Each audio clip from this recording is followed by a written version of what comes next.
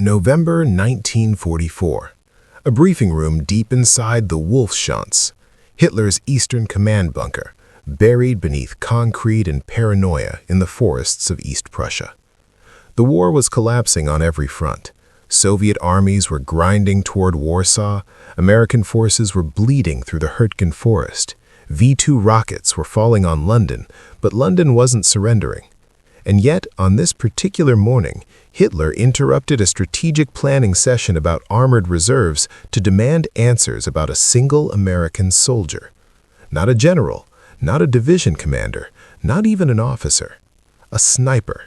One enlisted man who had reportedly killed 88 German soldiers in 6 weeks using nothing but a Springfield rifle and a shard of broken mirror smaller than a man's palm.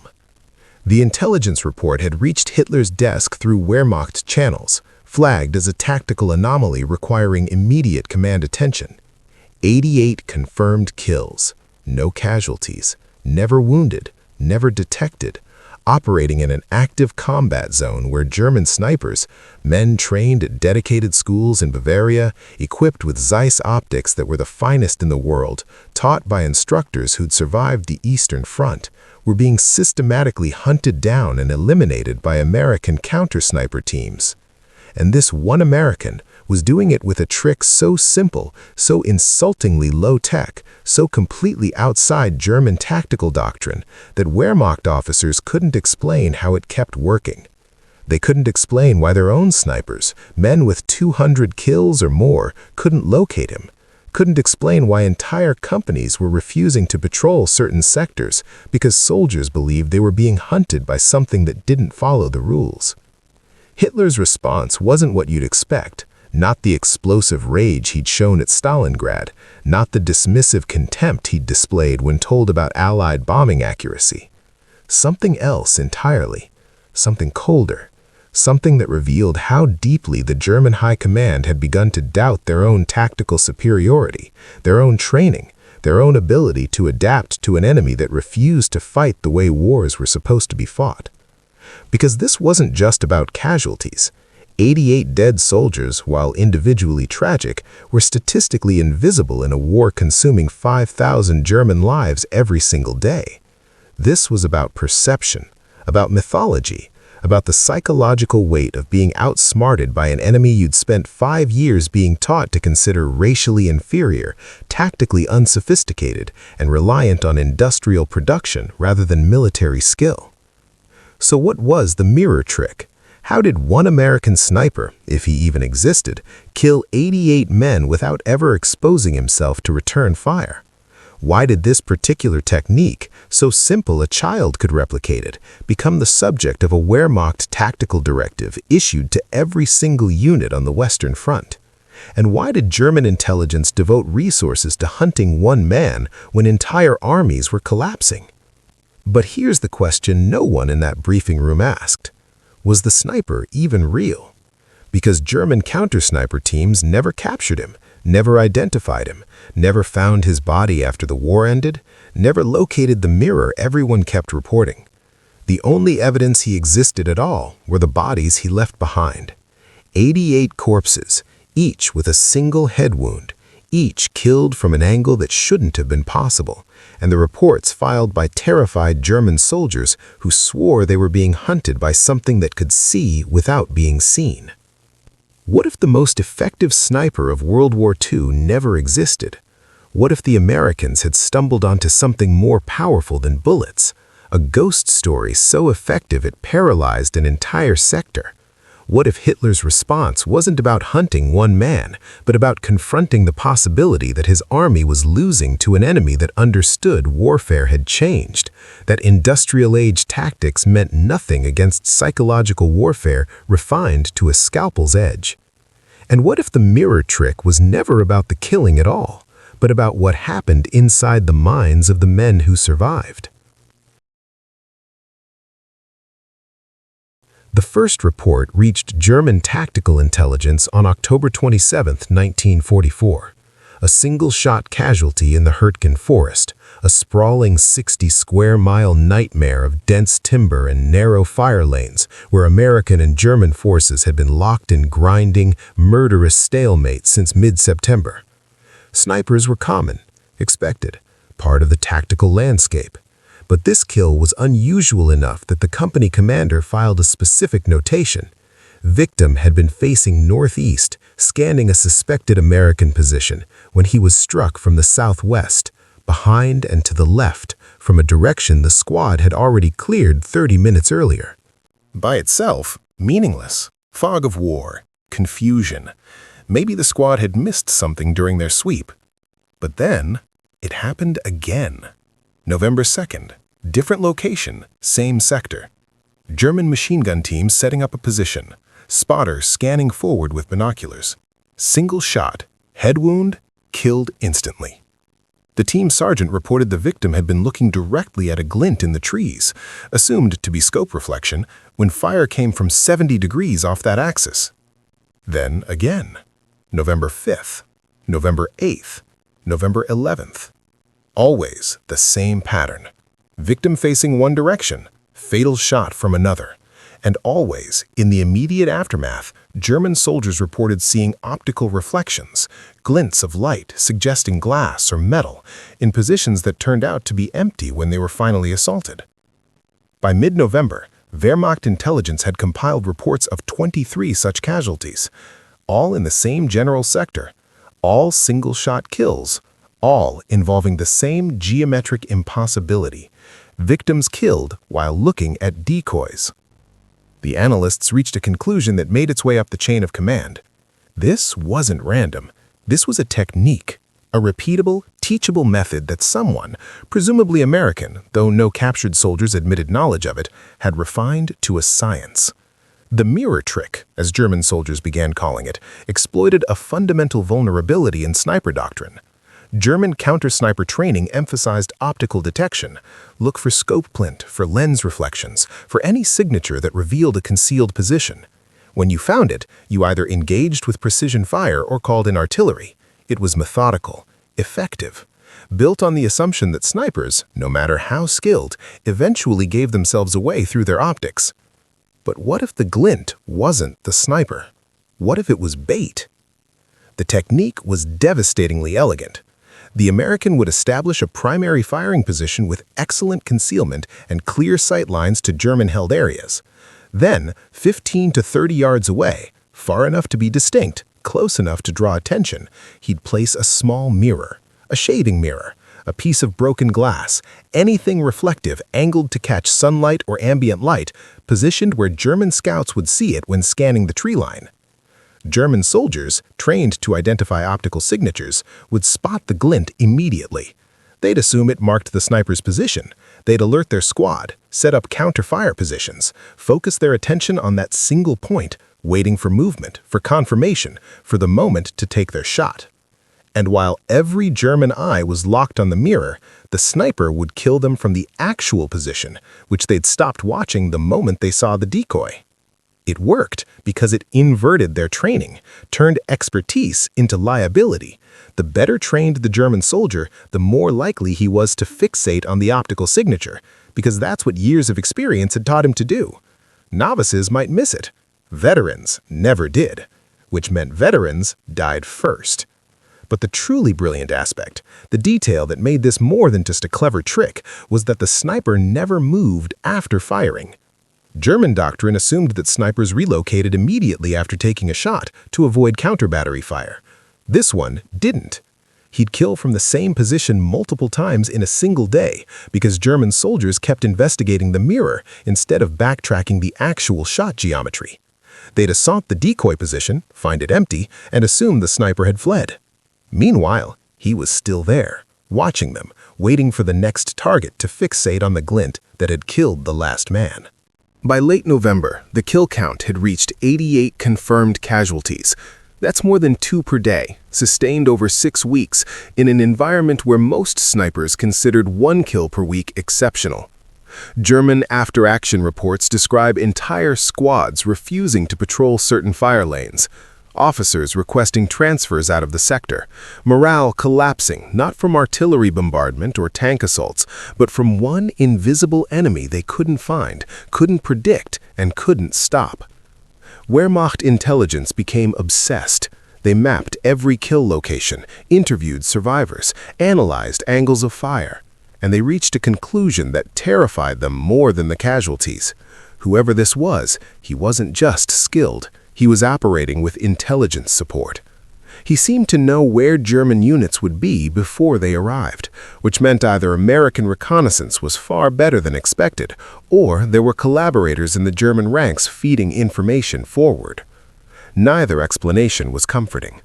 When the report reached the Führer, multiple historical sources, though none perfectly reliable given the collapse of German record-keeping in late 1944, describe what happened when the sniper intelligence report reached Hitler's daily briefing.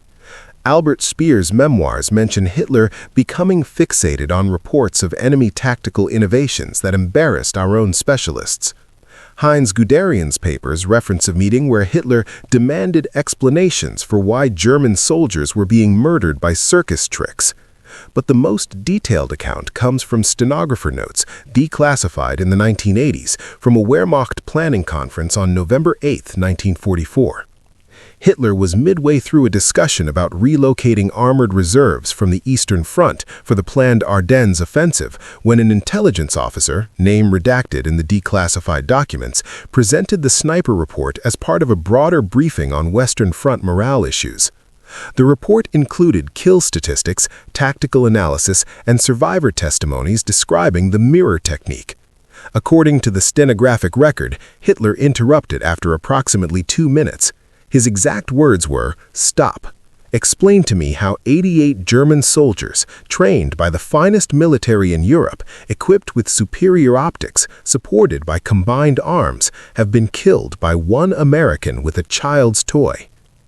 The phrasing is significant. Not enemy sniper, not allied specialist, one American with a child's toy. It suggests Hitler immediately grasped what the intelligence officer had perhaps downplayed, that this wasn't about superior American training or equipment. This was about being outsmarted, about tactical innovation defeating tactical doctrine, about creativity triumphing over institutional knowledge. The intelligence officer attempted to explain the mirror technique in detail, the geometry, the exploitation of optical detection training, the psychological impact of repeated failures to locate the shooter. Hitler cut him off. The stenographer records his response as, "This is what happens when we train soldiers to follow doctrine instead of to think. The Americans don't have better snipers. They have one man who understands that modern warfare is about deception, not marksmanship. And we have 88 German dead who were killed by their own training." That statement, if accurately transcribed, is remarkable for what it reveals about Hitler's state of mind in November 1944. This wasn't the confident Führer of 1940, certain of German tactical superiority. This was a man watching his military doctrine fail against enemies who refused to fight the war Germany had prepared for. The Soviets had abandoned traditional defensive lines for defense in depth. The British had turned night bombing into a science. The Americans were industrializing warfare in ways that made individual skill increasingly irrelevant. And now, one American with a mirror was making German snipers, the elite, the specialists, the men who'd survived 3 years on the Eastern Front, look like amateurs. Hitler's solution was characteristically extreme. He ordered the immediate court-martial of any officer whose unit suffered preventable casualties from identifiable tactical patterns. The definition was deliberately vague, which meant in practice that officers could be executed for losing men to snipers, even though counter-sniper operations are inherently dangerous and casualties are unavoidable. The order lasted less than 72 hours before being quietly rescinded by Wehrmacht command staff. Too many senior officers protested. Too many men were facing execution for the crime of fighting an enemy who refused to follow the rules. But the fact that Hitler issued it at all reveals how deeply the mirror sniper had penetrated German psychology. This wasn't about military necessity. This was about ego, about the narrative Hitler had built around German tactical superiority collapsing one reflected glint at a time. Wehrmacht records show that between November 10th and December 18th, 1944, no fewer than 6 dedicated counter-sniper teams were deployed to the Hürtgen Forest sector with explicit orders to locate and eliminate the mirror sniper. These weren't ordinary soldiers. These were specialists, men with hundreds of confirmed kills, equipped with the finest scoped rifles Germany could produce, supported by dedicated intelligence teams analyzing every reported sighting. None succeeded.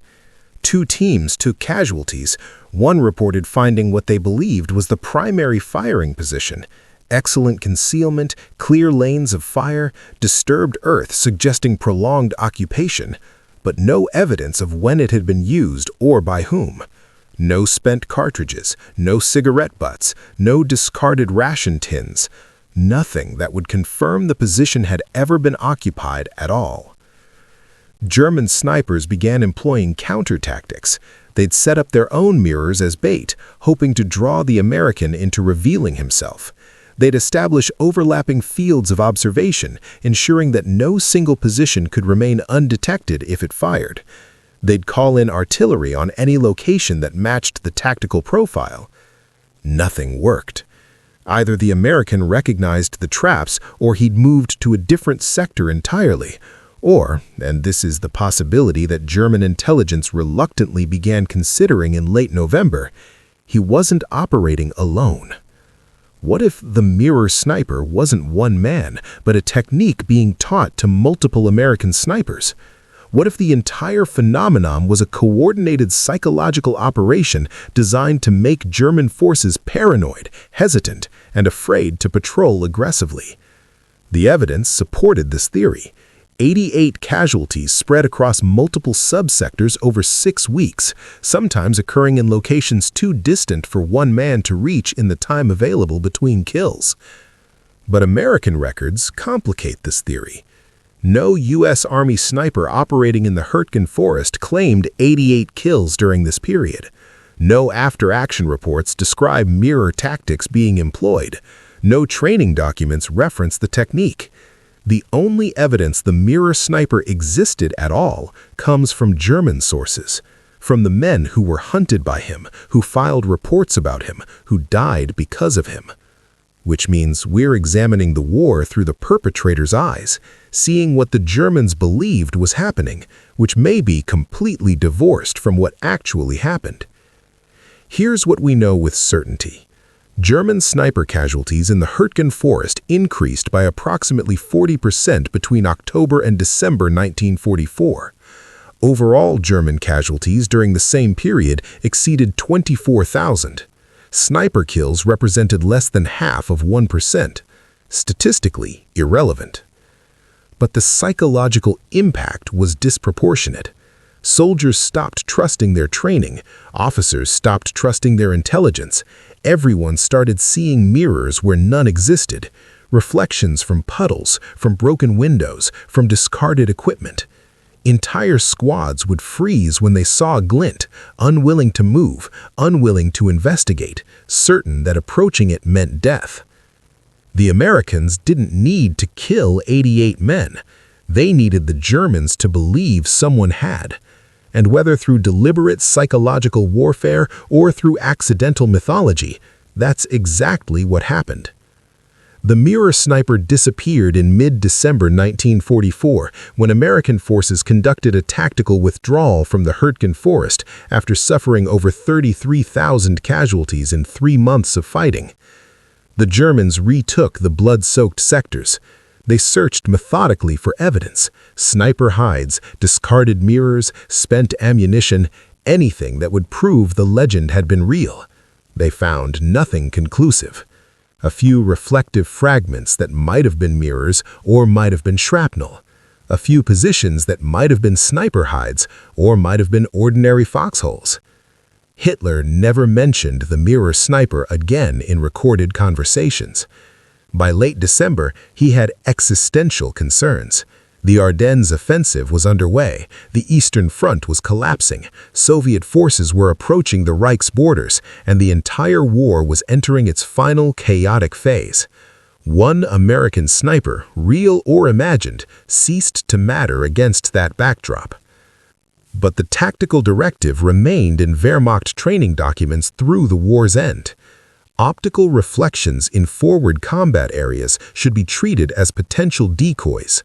Do not assume reflections mark enemy positions without independent confirmation. A small change, a simple lesson, and an admission that the German military, the force that had conquered Europe through tactical innovation and combined arms doctrine, had been outthought by an enemy using technology they considered beneath them.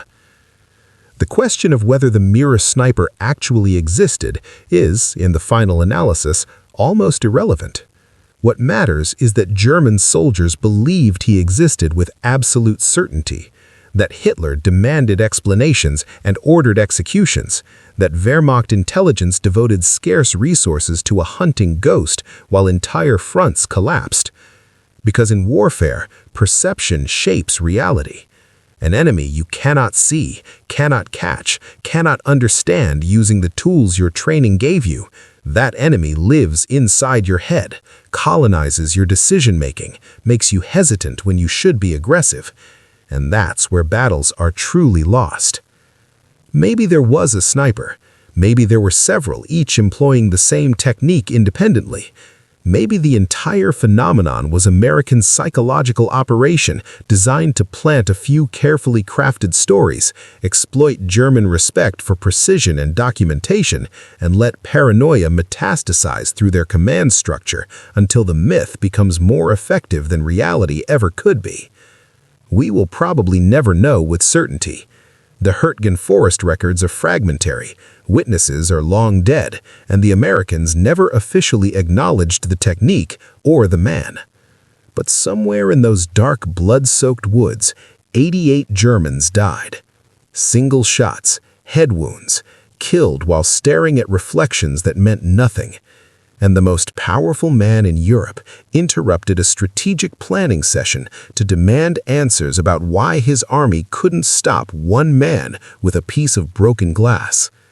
That alone tells you everything you need to know about where the war stood in November 1944, about which side was adapting and which side was drowning in its own doctrine, about how wars are won, not always with better weapons or braver soldiers, but with better stories that your enemy believes.